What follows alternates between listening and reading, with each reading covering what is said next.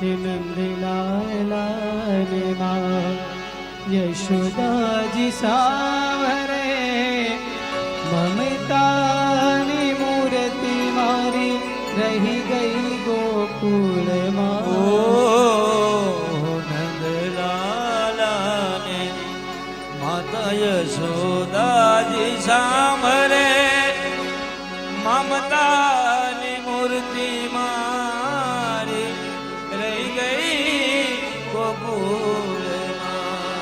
સોના રૂપાના અહીં વાસણે મજાના. ઓ સોના રૂપાના અહીં વાસણ મજાના.